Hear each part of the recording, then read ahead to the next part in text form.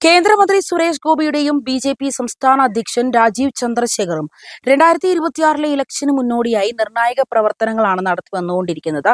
ഇതിന്റെ ഭാഗമായി കേരളത്തിൽ നിന്നും മറ്റൊരു കോൺഗ്രസ് നേതാവിനെ കൂടി ബി.ജെ.പിയോട് ചേർത്ത് നിർത്താനുള്ള ശ്രമങ്ങളാണ് ബി.ജെ.പി നടത്തിക്കൊണ്ടിരിക്കുന്നത്. കോൺഗ്രസിന്റെ മലയാളിയായ ഏക അഖിലേന്ത്യാ പ്രസിഡന്റ് ചേറ്റൂർ ശങ്കരൻ നാരായണനെ ബി.ജെ.പിയോട് ചേർത്ത് നിൽക്കാനാണ് ശ്രമം. അദ്ദേഹത്തിന്റെ കുടുംബവുമായും ചർച്ചകൾ നടന്നിട്ടുണ്ട്. ദേശീയ നേതാക്കളായ സർദാർ വല്ലഭായ് പട്ടേൽ, മുൻ പ്രധാനമന്ത്രി ലാൽ ബഹദൂർ ശാസ്ത്രി തുടങ്ങിയവർക്ക് പിന്നാലെ കോൺഗ്രസിന്റെ പ്രധാന ചരിത്രത്തിലെ ഏക മലയാളി പ്രസിഡന്റായിരുന്നു ചേറ്റൂർ. പ്രഗത്ഭ അഭിഭാഷകനായിരുന്ന അദ്ദേഹം ഖിലാഫത്ത് പ്രസ്ഥാനത്തിന്റെ വിമർശകൻ കൂടിയായിരുന്നു. ദേശീയ തലത്തിൽ അക്ഷയ് കുമാർ നായകനായി കേസരി 2 സിനിമ പുറത്തിറങ്ങിയതോടെയാണ് ചേറ്റൂർ വീണ്ടും ചർച്ചകളിൽ നിറഞ്ഞത്. ഇതോടെ ഹരിയാനയിലെ ചടങ്ങിൽ പ്രധാനമന്ത്രി നരേന്ദ്രമോദി ചേറ്റൂർ ശങ്കരൻ നായരെ അനുസ്മരിച്ച് സംസാരിക്കുകയും ചെയ്തിരുന്നു. ഇതിന് തുടർച്ചയെന്നോണം ശനിയാഴ്ച കേന്ദ്രമന്ത്രി സുരേഷ് ഗോപി പാലക്കാട്ടും ഒറ്റപ്പാലത്തുമുള്ള ചേറ്റൂർ ശങ്കരൻ നായരുടെ ബന്ധുക്കളെ സന്ദർശിക്കുകയും ചെയ്തിരുന്നു. 24-ാം തീയതി ചേറ്റൂരിന്റെ ചരമവാർഷികം വരാനിരിക്കുന്നു എന്നതാണ് ഈ സന്ദർശനത്തെ പ്രസക്തമാക്കി മാറ്റുന്നത്. ഹരിയാനയിൽ തെർമൽ പവർ പ്ലാന്റിന് തറക്കല്ലിടുന്ന ചടങ്ങിലാണ് ജാലിയൻ വാലാബാഗ് കൂട്ടക്കൊലയിൽ ബ്രിട്ടീഷുകാർക്കെതിരെ ശബ്ദമുയർത്തിയ ചേറ്റൂർ ശങ്കരൻ നായരെ പ്രധാനമന്ത്രി അനുസ്മരിച്ചത്. മലയാളിയായ ശങ്കരൻ നായരുടെ സംഭാവനകളെക്കുറിച്ച് പഠിക്കണമെന്നും പ്രധാനമന്ത്രി ആവശ്യപ്പെടുകയും ചെയ്തു.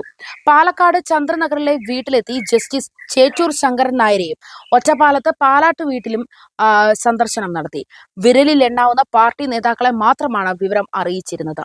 ചേറ്റൂരിന്റെ സ്മാരകം ഉൾപ്പെടെയുള്ള കാര്യങ്ങൾ പരിഗണനയിൽ ഉണ്ടായി എന്നാണ് നേതാക്കൾക്ക് സുരേഷ് ഗോപിയുമായി നടത്തിയ സംസാരത്തിൽ നിന്ന് മനസ്സിലായിട്ടുള്ളത്. കഴിഞ്ഞ ശനിയാഴ്ച രാവിലെ പാലക്കാട്ട് എത്തിയ സുരേഷ് ഗോപി ഉച്ചയ്ക്ക് മുൻപാണ് ചേറ്റൂരിന്റെ ബന്ധു ജസ്റ്റിസ് ചേറ്റൂർ ശങ്കരൻ നായരുടെ ചന്ദ്രനഗറിലെ വസതിയിലേക്ക് എത്തിയത്.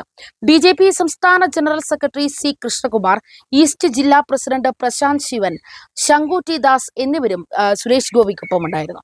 3/4 മണിക്കൂറോളം അവിടെ ചെലവിട്ട ശേഷം വൈകിട്ടാണ് ഒറ്റപ്പാലത്തെ പാലാട്ട് വീട്ടിലെത്തിയത്.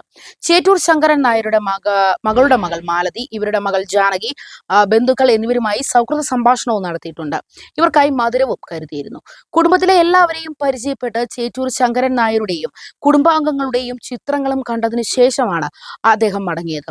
എന്തായാലും ഇത്തരത്തിലൊരു പ്രവൃത്തി ചെയ്തതിലൂടെ കോൺഗ്രസ് വെട്ടിലായിരിക്കുകയാണ്.